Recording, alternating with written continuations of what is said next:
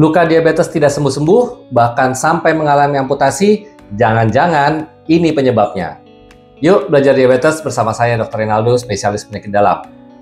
Salah satu komplikasi kronik dari diabetes adalah penyakit arteri perifer atau peripheral artery disease. Ini adalah kondisi di mana terjadi plak atau pengerasan atau penyempitan di pembuluh darah tapi yang di pinggir-pinggir. Seringkali itu di ujung-ujung kaki atau bahkan di kaki, di tangan juga bisa kejadian. Bahkan di alat vital seperti menimbulkan gangguan ereksi pada alat vital laki-laki itu juga bisa menjadi bagian dari PAD ini.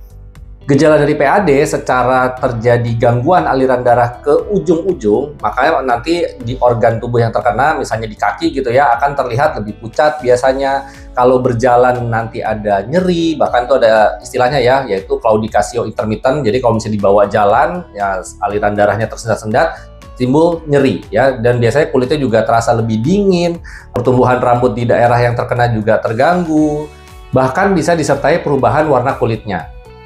Dan tentu saja kalau misalnya terjadi luka di area yang aliran darahnya tidak bagus, lukanya akan susah sembuh, bahkan cenderung lebih mudah infeksi, menghitam, gangren, sehingga bisa resiko mengalami amputasi. Pemeriksaan untuk menegakkan penyakit arteri perifer ini bisa dilakukan di klinik sehari-hari ya, jadi nggak perlu langsung pemeriksaan yang susah-susah. Kita periksa yang namanya ankle brachial index. Ankle brachial index ini mengukur rasio antara tekanan darah di kaki dibandingkan dengan tekanan darah di tangan. Nanti dicari angka yang paling baiknya. Kalau misalnya angka terbagusnya ini di bawah 0,9, maka bisa disimpulkan di kaki yang diperiksa sudah mengalami PAD atau peripheral arterial disease. Pengobatan untuk PAD ini apabila pasien yang mengalami diabetes tentu harus mengontrol kadar gula darahnya.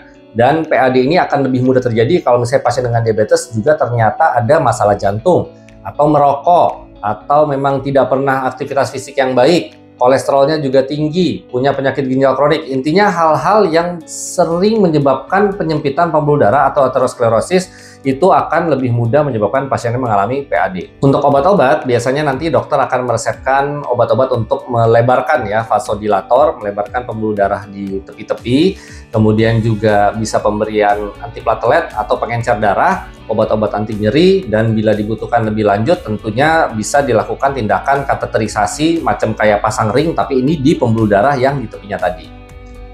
Pesannya adalah buat Anda pasien diabetes yang memiliki faktor risiko lain, hipertensi, kolesterol, dan lain sebagainya yang resiko ya untuk terkena penyakit pembuluh darah, sering-sering lihatlah kaki Anda.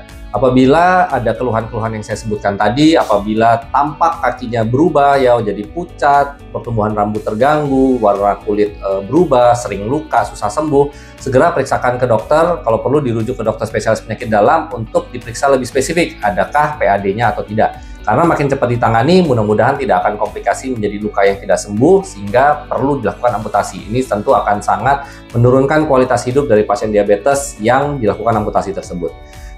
Semoga bisa dipahami. Kalau ada pertanyaan lanjutan soal diabetes, langsung aja komen di bawah. Kebetulan saya sudah bikin 30 video mengenai diabetes dalam kurang lebih 1 bulanan terakhir ini. Semoga bisa memberikan informasi awal ya yang cukup detail untuk pasien-pasien dengan diabetes atau yang ingin tahu tentang diabetes. Nantikan konten-konten berikutnya tentang penyakit kronik berikutnya di lain hari.